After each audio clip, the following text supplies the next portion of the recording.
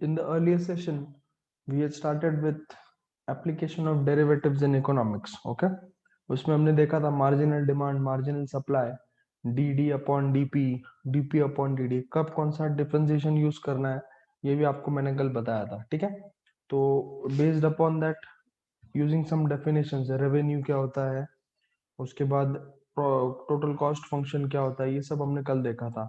आज उसी के आगे क्वेश्चंस हम लोग कंटिन्यू करते हैं. ठीक है, yesterday I suppose we are done till question number 4th. Today we are going to move on with the further part of this. Okay, question number 5th लिखते हैं पहले. Okay, I've written down the question. Let us have a look at it and let us solve the question. Question में क्या बोला है आपने को? The manufacturing of X units. X units manufacture करने के लिए लेबर कॉस्ट कितना लगता है? 150 माइनस 4x. तो labour cost 150 minus 4x and processing cost ये कितना आएगा तुम्हारा x स्क्वायर. सो एक चीज अपने को पता चलती है, टोटल कॉस्ट कितना हो जाएगा. टोटल कॉस्ट फंक्शन क्या आएगा, जो भी खर्चा अपने को आता है that is labour plus processing. तो कॉस्ट फंक्शन क्या हो जाएगा, c is equal to 150 minus 4x plus x square. This is और विच फंक्शन, ये आपका क्या आ जाएगा, कॉस्ट फंक्शन आ जाएगा. बराबर, क्योंकि क्वेश्चन में एक चीज अपने को ये कॉस्ट फंक्शन के बारे में भी पूछी हुई है. बराबर, अब उसके लिए क्या पूछा है, पहला क्वेश्चन क्या पूछा है अपने को, for which value of x total cost is decreasing. Okay, तो पहले हम लोग क्या करेंगे, differentiate with respect to x. therefore dc upon dx कितना आ जाएगा, d by dx of 150 minus 4 d by dx of x plus d by dx of x square. so 150 का डेरिवेटिव कितना आएगा 0 माइनस x का डेरिवेटिव 1 प्लस एक्स स्क्वायर का derivative कितना आएगा 2x. तो dc अपॉन dx कितना आएगा, -4 प्लस 2x आएगा. ठीक है, this is your dc upon dx. अब क्या बोला है, कॉस्ट इज डिक्रीजिंग बोला है ना. For total cost to decrease, for total cost to decrease dc upon dx must be less than 0. therefore -4 plus 2x less than 0. therefore 2x minus 4 इधर आएगा तो कितना हो जाएगा, +4. सो x कितना हो जाएगा, what is the value of x, 4 upon 2. so x should be less than 2. तो बेसिक आंसर क्या आया इसका, what is the basic answer we got over here. अगर आपको प्रोसेसिंग करना है तो कितने यूनिट्स प्रोसेस करने पड़ेंगे, it should be less than 2. Just a minute, I guess मेरा कोई मिस्टेक हुआ है लिखने में. ये 154 माइनस 54x है, ये मैंने 4x लिखा है, it should B 54x. Okay, just 54x यहाँ पे चेंज कर लो सब लोग. तो इधर 54 आएगा, यहाँ पे भी आएगा -54, बाकी कुछ चेंज नहीं है.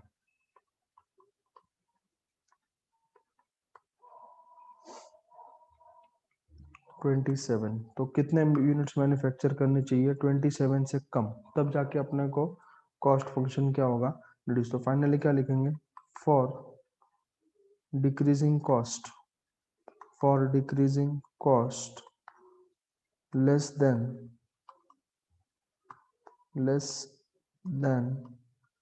27 units must be manufactured. Okay, तो ये था तुम्हारे पहले क्वेश्चन का answer. This was the answer to your first question. लेकिन यहाँ पे अपने को दो क्वेश्चन पूछे हुए हैं, पहला कॉस्ट के रिलेटेड है और दूसरा रेवेन्यू के रिलेटेड है. ठीक है, तो पहला वाला तो हमने लिख लिया है यहाँ पे, दिस वाज योर फर्स्ट. अब यहाँ पे हम लोग सेकंड करते हैं. अब रेवेन्यू कैसे निकालेंगे हम लोग, पहले रेवेन्यू फंक्शन निकालो. रेवेन्यू क्या होता है, price per unit into number of units, okay, एक यूनिट का प्राइस मल्टीप्लाई बाय कितने यूनिट्स बेचे। तो यहाँ पे बोला है, देखो यहाँ पे, if the price of each unit is 10800 minus 4x square, तो ये कितना आएगा तुम्हारा,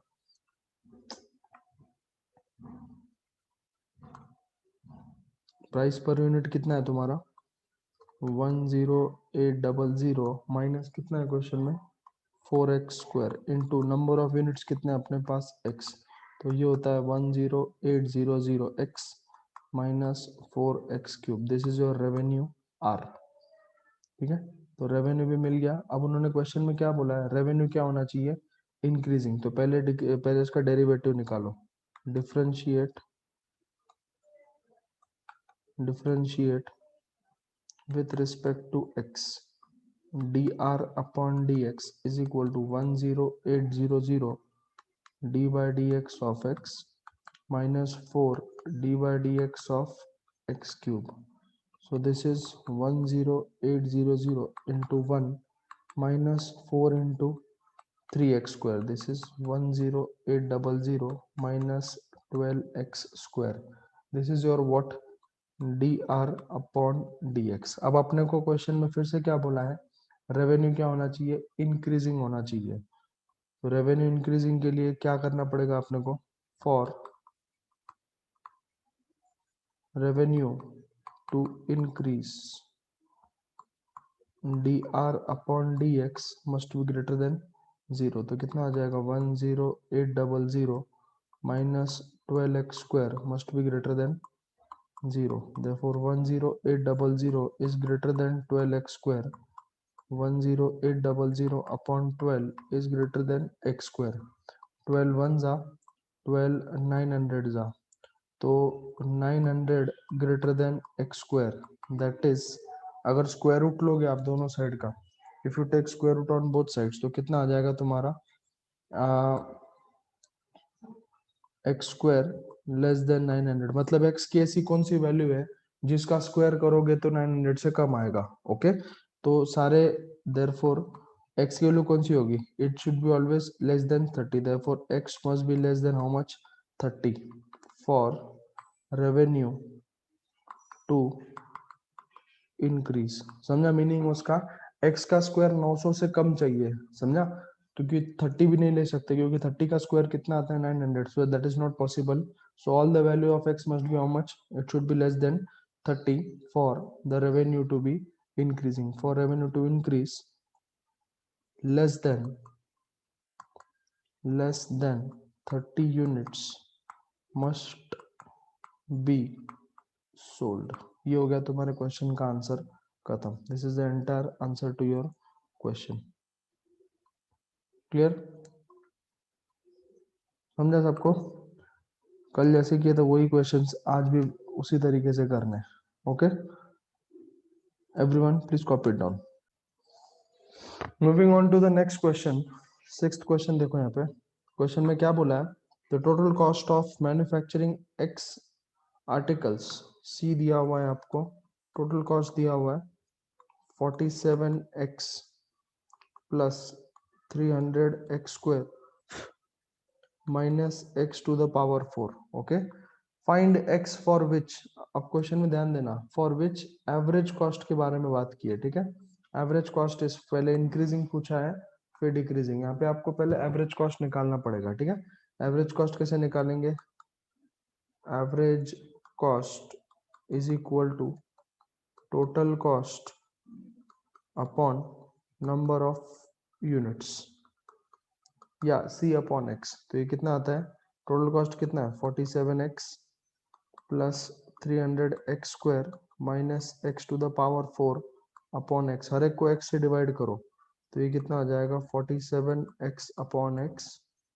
plus 300x square upon x minus x raise to 4 upon x, तो कितना हो जाएगा 47 plus 300x minus x cube, this is your AC, AC मतलब एवरेज कॉस्ट, ठीक है, अपने को एवरेज कॉस्ट पूछा है कि एवरेज कॉस्ट कौन सी x की वैल्यू के लिए इंक्रीजिंग होगा और कौन सी x की वैल्यू के लिए डिक्रीजिंग होगा, तो पहले एवरेज कॉस्ट निकालना वाज मोस्ट इंपॉर्टेंट थिंग, ठीक है। एवरेज कॉस्ट निकाल दिया मैंने यहाँ पे। अब सबसे पहले यहाँ पे निकालूंगा DC upon dx, okay.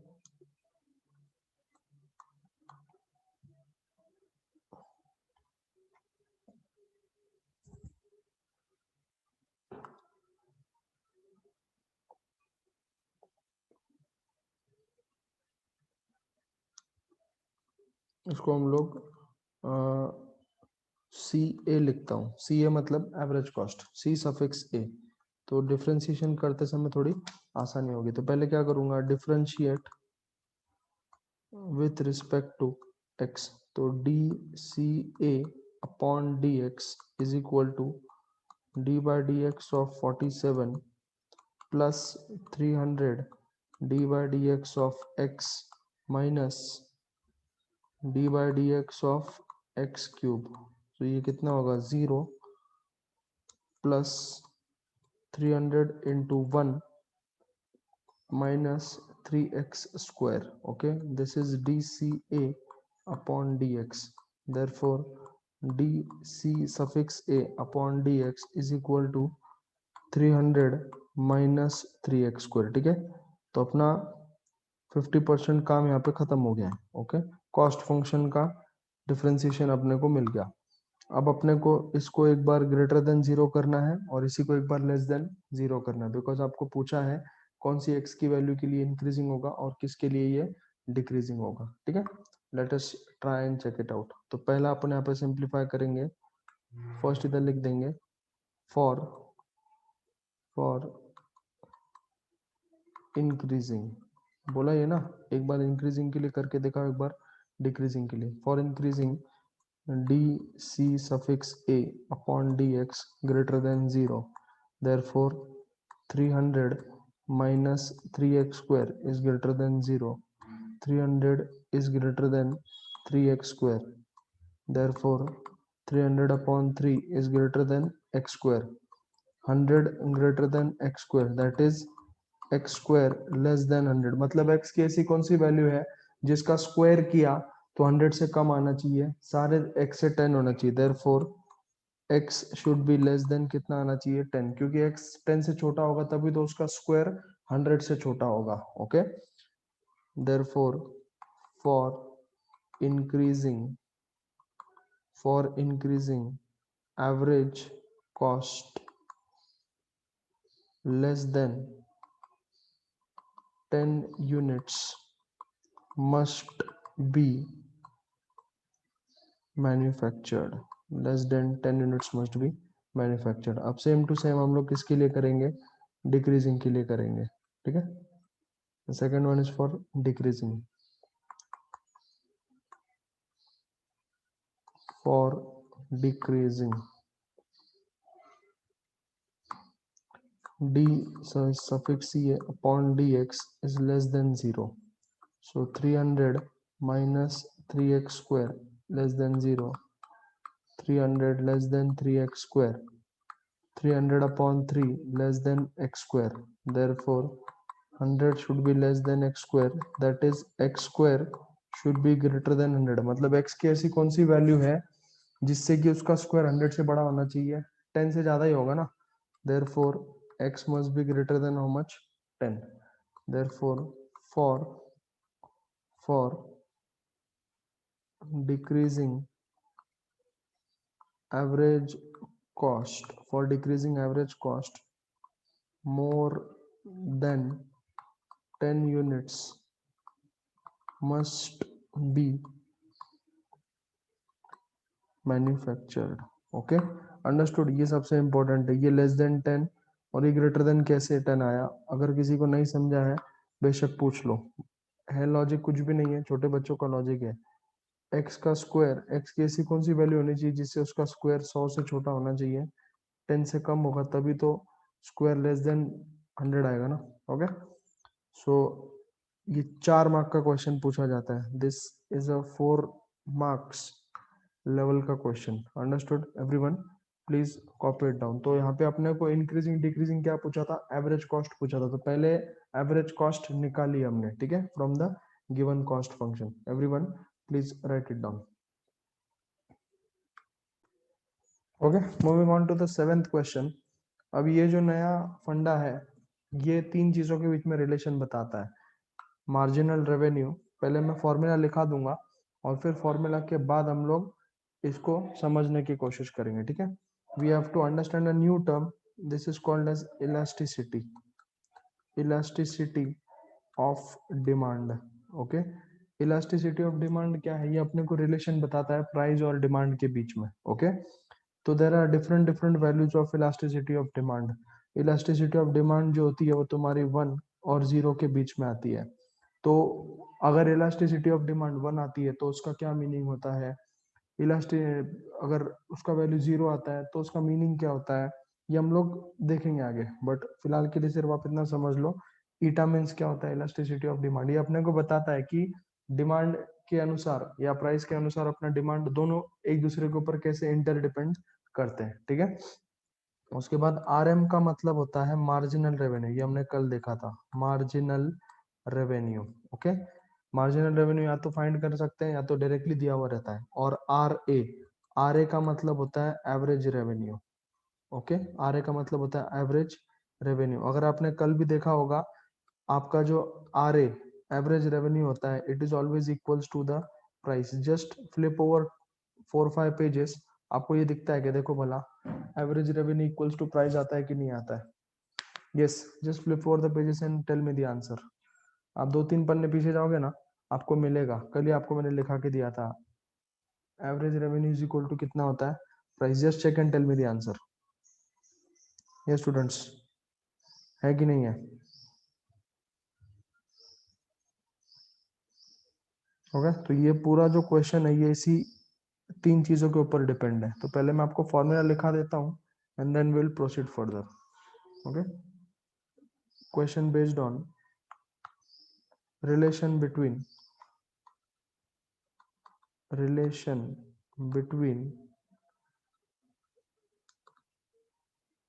marginal revenue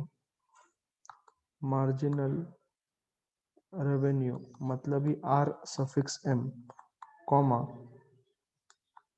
average revenue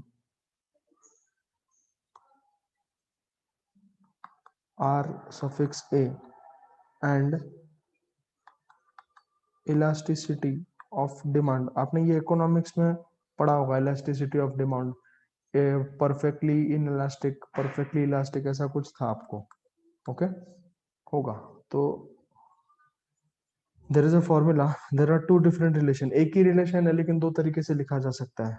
are M is equal to R A into bracket 1 - 1 upon eta, और आर एम, अभी अपने को पता है आर ए मतलब ही क्या होता है, एवरेज कॉस्ट मतलब ही क्या होता है, तुम्हारा price, into 1 - 1 upon eta. Since I read reason for you all, average revenue is nothing but क्या, प्राइस।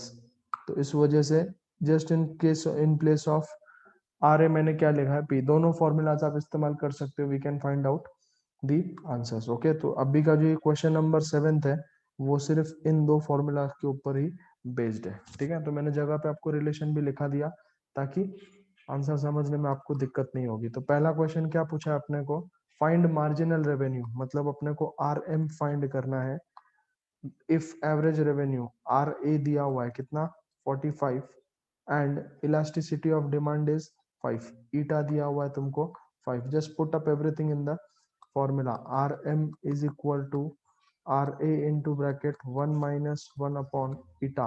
तो ये कितना होता है, 45 into bracket 1 - 1 upon 5। So this becomes 45 into bracket 5 - 1 upon 5। तो 5 1 जा 5, कितने जा 9 जा, तो ये होता है 9 इंटू 4। सो आर एम कितना हो जाएगा, 9 4 जा 36। This is the final answer to your question. Understood? इस तरीके से अपने को ये क्वेश्चन पूछा जाता है। तो एक ही इसमें कितने क्वेश्चन पूछे हैं, 3 अलग अलग क्वेश्चन पूछे हैं, तो तीनों के तीनों हम लोग सॉल्व कर लेते हैं। आर ए 45 दिया हुआ है और ईटा 5 दिया हुआ है, ठीक है। तो ये तुम्हारा पहला क्वेश्चन सॉल्व हो गया। अब इसी के साथ दूसरा क्वेश्चन भी कर लेते हैं इधर ही। सेकंड क्वेश्चन में क्या पूछा है आपको, सीधा second question, what is been asked, find the price, मतलब अपने को पी फाइंड करना है if marginal revenue is 28, rm is equal to 28 and elasticity of demand is 3, ईटा कितना दिया हुआ है तुमको 3, तो same formula rm is equal to p into bracket 1 minus 1 upon eta. So rm कितना है तुम्हारा 28 is equal to p into bracket 28 is equal to p into bracket 1 minus 1 upon 3. Okay, so if you put up 28 is equal to p into 3 minus 1 upon 3, तो ये होता है 28 is equal to 2p upon 3. So 28 into 3 upon 2 is equal to p. तो final answer कितना हो जाएगा p is equal to 2 1 जा 2 14 जा 14 3 जा कितना हो जाएगा 42. तो आपको प्राइस पूछे या एवरेज रेवेन्यू पूछे उसका आंसर वही आएगा. ठीक है. And the last question in this, तीसरा क्वेश्चन इसके अंदर आपको इलास्टिसिटी पूछा रहेगा. थर्ड क्वेश्चन में क्या बोला है, find elasticity. Okay, when marginal revenue RM it is 50 and price P is equal to कितना है तुम्हारा 75. तो RM is equal to P into bracket 1 minus 1 upon eta. So कितना है तुम्हारा 50 is equal to 75 into bracket 1 minus 1 upon eta. So 50 upon 75 is equal to 1 minus 1 upon eta. 25 2s are 25 3s are. So 2 upon 3 is equal to 1 minus 1 upon eta. We'll take ये होता है 1 upon eta is equal to 1 minus 2 upon 3. So 1 upon eta is equal to कितना है 3 minus 2 upon 3. Therefore 1 upon eta is equal to 1 by 3. Taking reciprocal. Okay, reciprocal लिया तो eta कितना आएगा तुम्हारा, what is the value of eta, elasticity of demand कितना आएगा तुम्हारा 3. Okay, so this is the final answer to your question. तो एक ही क्वेश्चन में तीन अलग अलग चीजें आपको पूछी हुई थी.